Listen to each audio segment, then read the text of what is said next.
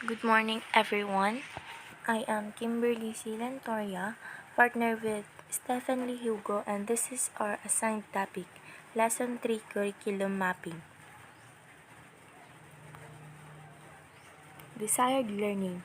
Define curriculum mapping as a part of curriculum designing. Identify the purpose of curriculum maps. Familiarizing oneself of some examples of curriculum maps. The curriculum design establishes the foundation of what students are expected to know, do, and understand through their educational experiences. That is why teachers apply learning standards to engage students in flexible and relevant learning experiences that will encourage them to pursue their passions while building a sense of personal identity. So the curriculum design's ultimate goal is to deepen learning and support students in gaining important core competencies such as critical and creative thinking, skillful communication, and demonstrating care for self and others. Curriculum mapping is a process or procedure that follows curriculum designing, meaning to say, once the curriculum is done, what you need to do is make a curriculum map before implementing the written curriculum. This process was introduced by Heidi Hayes Jacobs in 2004. This approach is an ongoing approach or work in progress. So make sure that all topics are covered and there is no overlapping or redundancies in terms of competencies covered from lower subject level to higher subject level. For example, there is no overlapping of competencies between English grade 5 and English grade 6. The result of this process is a curriculum map which teachers can use as a tool to stay organized and as a framework for daily lesson planning. Curriculum maps are created for each subject and grade level. It is not a one-time initiative which involves the teacher and other stakeholders.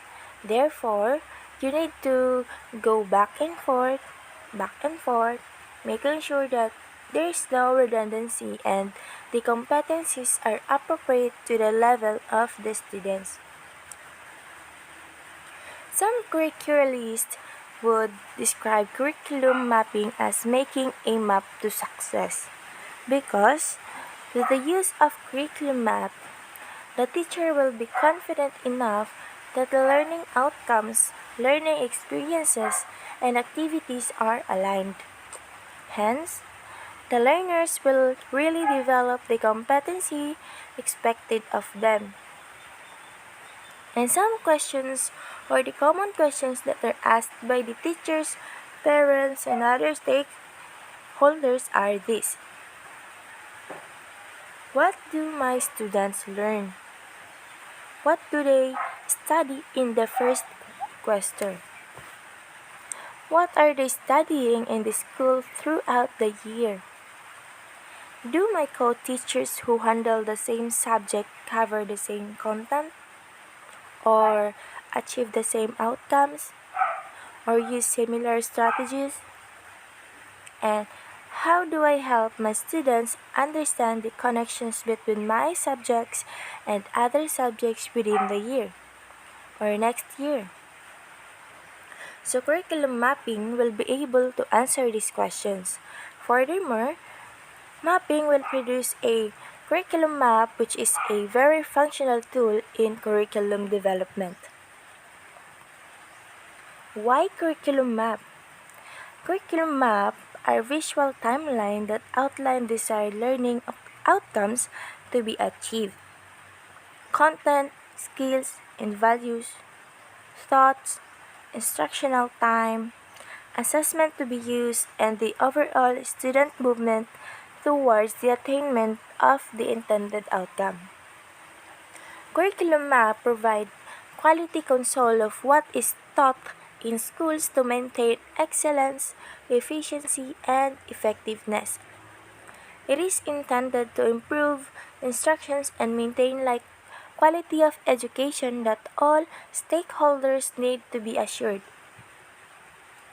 This is why when we implement the curriculum or before implementing the curriculum, we need to have curriculum mapping because it makes teaching learning process more effective, relevant, and meaningful to the learners. In other words, the implementation of the curriculum becomes seamless and problems about the alignment of the elements of the curriculum is avoided. Curriculum mapping process. There are many ways of doing things according to what outcome one needs to produce. So this is an example of an syllabus of grade 3 science subject. We will use this curriculum to guide you in the curriculum mapping process. Example A. Number 1. Make a matrix or spreadsheet. So as you can see, this is already a matrix or a table. Next, place a timeline that you need to cover 1 quarter, 1 semester, or 1 year. This should be dependent on the time frame of a particular curriculum that was written. So as you can see, in the matrix above is the elements such as content, content standards, etc. So number 3, enter the intended learning outcomes, skills needed to be taught or achieved at the end of the teaching. So you will find here that content standards, you have the skills that students need to master, which is understanding. Number 4, enter the same matrix the content areas, subject areas to be covered. So here we have the topic which is properties, and under that are the subtopic which is characteristic of solids, liquids, and gases.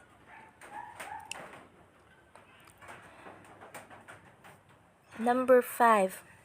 Align and name each resource available such as textbooks, workbooks, module next to subject areas. Although in this syllabus, the resources are not next to the topic, but you can still find it in the last column. Number 6. Enter the teaching learning methods to be used to achieve the outcomes. So we have a online activities for college. But as for the elementary students, is through writing in a notebook and is submitted by the parents on behalf of their children to their teachers. Align and enter the assessment procedure and tools to intended learning outcomes, to content areas, and to resources or learning materials. Number 8. Circulate the map among all involved personnel for their inputs, meaning to say, you need to distribute your completed curriculum map to all teachers who are teaching the same subject so they can comment, suggest, they can see the consistency, no overlapping, or other things that you need to improve. And lastly, you have to collect the curriculum and then revise their suggestions that they put there. As I have said earlier, it is not a one-time process, so you need to go back and forth, making sure that there is no redundancy and the competencies are appropriate to the level of the students. In continuation of the report, the curriculum map. So what is curriculum map? Curriculum maps are visual timelines that outline desired learning outcomes to be achieved, whether it is content skills and values taught, instructional time, assessment to be used, and the overall student movements toward attainment of the intended outcomes. So, curriculum map talks about how teachers taught students and teach them the desired learning. Like, for example, grade 5 students are intended to learn science matter in first quarter so that the outcomes will achieve. The skills and values which the most important part to teach since students nowadays has no values. So curricular maps may be simple or elaborate that can be used by individual teacher, a department, the whole school or educational system. So curricular map says that this method is always used by certain individual people like the teacher, department, and so on. So curriculum maps provide quality control of what are taught in schools to maintain excellence, efficiency, and effectiveness. It is intended to improve instruction to maintain quality of education that all stakeholders need to be assured. So, curriculum mapping is a proactive method that helps teachers understand what has been learned. No, unsa ang matun-an to that certain students. What are the knowledge students? What are the learning outcomes? How it has been learned, no? And how learning outcomes have been measured. The method of curriculum mapping results in a paper known as the curriculum map. So most curriculum maps are visual representation consisting of a table or a matrix. The aim of the curriculum map is to the chart relationship between each part of the curriculum used as interpretation, coordination, and preparation tool. A curriculum map helps educator to analyze the curriculum in order to search for needless redundancies, inconsistencies, misalignments, deficiencies, and gaps. So what is redundancies, no? Kanang pabalik-balik, no? Pabalik-balik na nga learnings, and the gaps students with kanang nabiya na sa learnings, the deficiencies, no? Students with deficiencies kanang na ay mga sakit, no? Kanang dili sila maka acquire og knowledge, no? Late sila maka cope up og learnings mo na siya mga students nga na deficiencies. Recording the interaction between the essential components of the curriculum and the expected students' learning outcomes. Helping to define potential for cross-disciplinary integration, updating evaluation methods, and recognizing what students have learned so that educators may concentrate on building previous information. So you have to keep in mind that curriculum maps are archives of training implemented about what has been learned during the current school year. Projection maps or guides.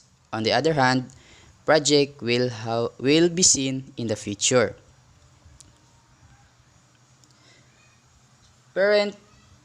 Parents, teachers, or the whole educational community can look at the curriculum to see that intended outcomes and content are covered. A map can reassure stakeholders specific for pacing and alignment for the subject horizontally or vertically. So what is the alignment of the subject horizontally or vertically?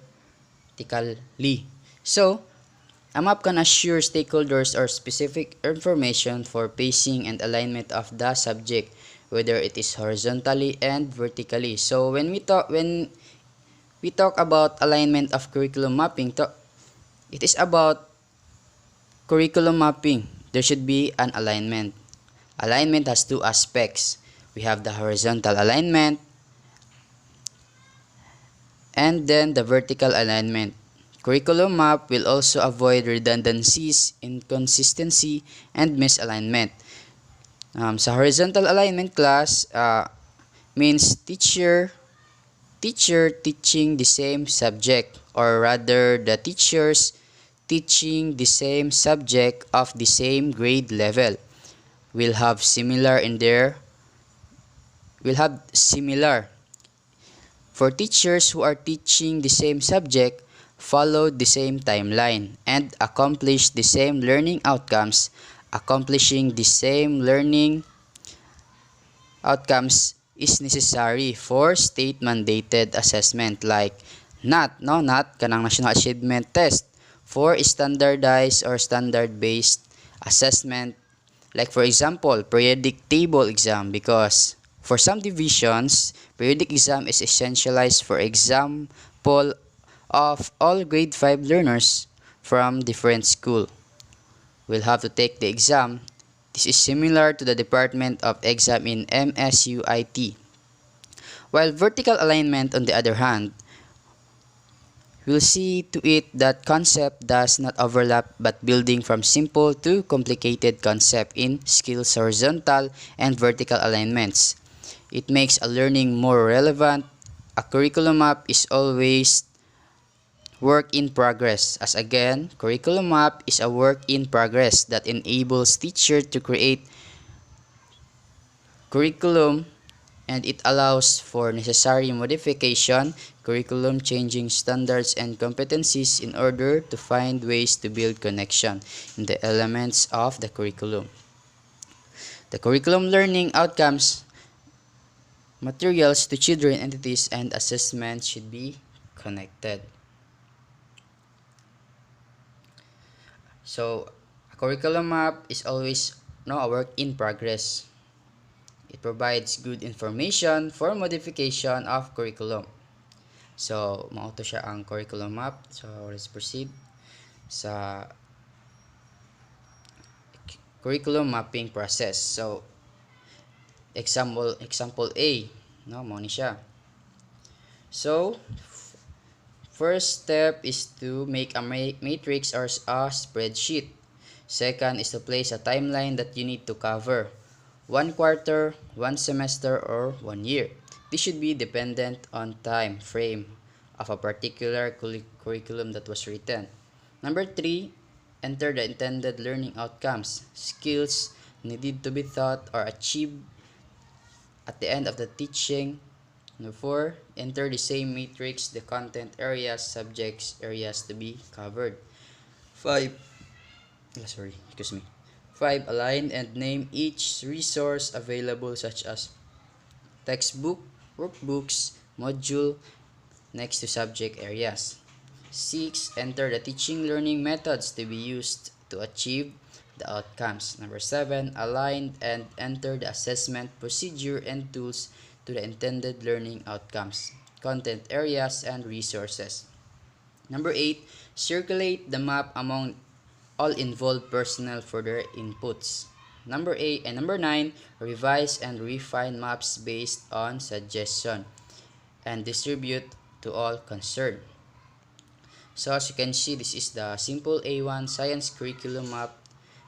It shows the sequence of domain for the year per quarter. So as you can see, in the vertical column, the quarter 1 to 4. In the horizontal is the grade 3 to grade 10. So the first quarter of grade 3 to grade 7 has the same topic, while grade 8 to grade 10 has not. Grade 8 force, motion, and energy, and grade 9 living things and their environment, while grade 10 earth and space. No, mo na siyang first quarter sa grade 3 to 10. So the second quarter of grade 3 living things, and third quarter is force, motion, and energy. Fourth quarter is earth and space, while grade 4 is matter, living things and their environment, force, motion, and energy, and earth and space. Grade 5, matter, living things and their environment, force, motion, and energy, earth and space. Grade 6, matter, living things and their environment, and so on. Grade 7, matter, living things and their environment, force, motion, and so on. Grade 8, force, motion na, lahi na siya sa kuan. Sa first quarter sa grade 8, force, motion, and energy. Quarter 2, earth and space. Quarter 3, matter. Quarter 4 is living things and their environment. Grade 9, living things and their environment, and so on. Grade 10, earth and space, living things and their environment, and so on. So that is the mo ni siya ang kuan, no? Sequence of domain for the year per quarter sa science curriculum. So next. So example B for a degree program in college. So first, ano siya, no? As you can see, example B of a curriculum map for program in a college degree program, you could see all the subjects known that is offered in that specific degree program. Example, we have this one, professional education courses. So number one, make a matrix or a spreadsheets. No, spreadsheet to. Yan. Number two is to identify the degree or program outcomes. No, mag-identify ka. So, before we can create the curriculum, not there must be a program outcome. What is program outcomes? Is what learners are expected to have to, no? Develop once they finish as the degree or the program sample we have. So, number 4, list the subject along the vertical cells of the matrix in a logical or chronological order. As the first column, you would see others subjects there, and then number 5, list of degree program outcomes along the horizontal cell. Now use code as PO1, PO2 if outcomes are too long. If outcomes are too long to fit in the cell, PO means program outcomes. So number 7, fill up all cells. Number 8, after accomplishing the map, use it as a guide for all teachers teaching course for all students. After accomplishing the map, no, after accomplishing the use it for guide for all teachers teaching the course for students to complete the degree in 4 years. So we have an example here, class. The first subject is a social dimension. No, mano siya ang social dimension. So the program outcome is, and outcome in this example, let's go to what is PO5. PO5 we learn in social dimension about facilitating learning of different types of learners. No, money. So PO5 facilitated learning of different types of learning diverse in no mo na siya ang kuan example.